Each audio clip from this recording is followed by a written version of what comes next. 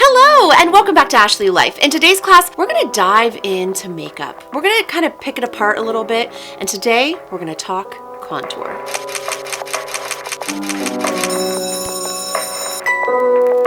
So I got the idea for this video while I was doing my makeup this morning.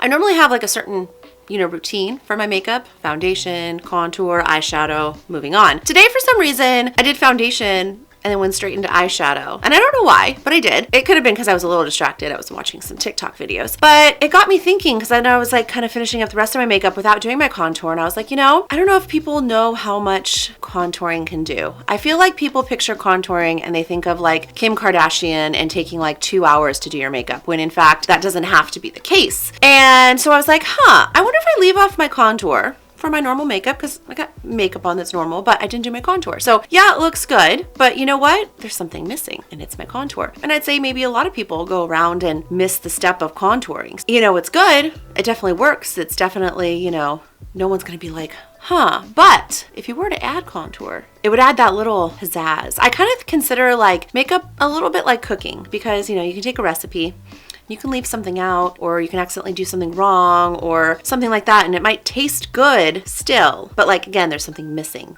that like wow factor, right? And if you make a recipe and maybe you add something of your own, like a spin on it, a twist, and it enhances it, and you're like, like mouth-watering, drooling, like must make again recipe. That's kind of how I feel like contour is for makeup, You might not need it every day, but when you add it in, ooh, you know what I mean? You want to take a picture of that, or you want to save that recipe. So I was just thinking about that. So I kind of wanted to just show you, I'm going to add contour to my face. I did kind of before picture, video, whatever, and I'm going to add contour right now just so you can see. I can also show you that it doesn't have to be a Kim Kardashian contour situation. It doesn't have to be cutting and setting and baking, and it doesn't have to be this like dramatic process. It's just adding a little bit of definition to your face to make your own natural features stand out. So let's contour. Did you hear that? It is so windy here in California. We just took Sadie to the dog park, hence my hair being a little out of control, but we're talking makeup today. We're not talking hair. So I just want to let you know that's why my hair is a little crazy today. It's just the wind. So we're gonna do contour right now. I have a class on how to contour already, so we're not gonna get into the details of contouring necessarily, but I just wanna kind of show you what it looks like with no contour and what it looks like after contour, and that it doesn't take that much more time. I'm just using an e.l.f. palette. It has like 4 different colors. This one obviously I really liked, and there's no more, so I just kind of, mix it up a little bit. You know what? I think I'm just gonna do this side of my face right now, so hopefully you can really tell the difference. And I'm just using a powder contour. There's a bunch of variations. For me, powder just always works and is consistent.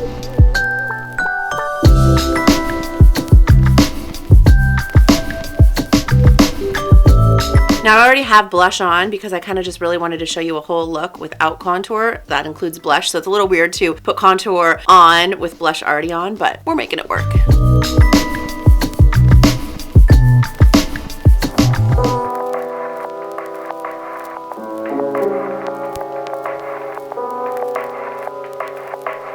So of course, this contour is not going to be as good as if I would have done the contour in the beginning of my makeup and then layered on top. But this is just to give you an idea of what it looks like to have makeup on without contour and to have contour. So like right here, it just looks like a lot more defined. Now I haven't even blended in this yet. Normally I set it with translucent powder, so that's what we're going to do right now. I love the Physicians Formula in transparent. It's my favorite. You can get it on Amazon.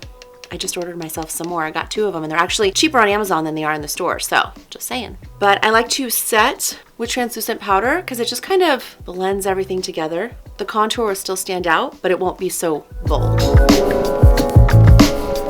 Okay, so can you see the difference? I'm just gonna use this palette to like kind of block it off, but without contour, with contour. Without contour, with contour. I don't know, for me, I just see a huge difference.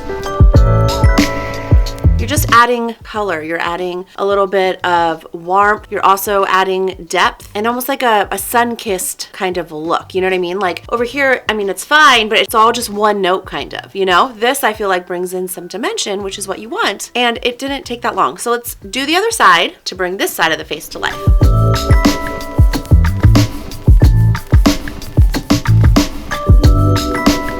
Contouring the forehead is amazing if you have like an extra large forehead. It really helps make it look smaller.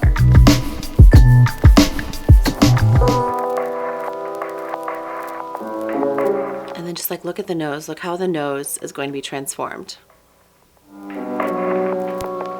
Do you see how this side is a little bit more bold now than this side? Like this is a little bit more subtle of a contour, and this is a little bit more like, hey, you got contour. So again, we're going to set it with translucent powder.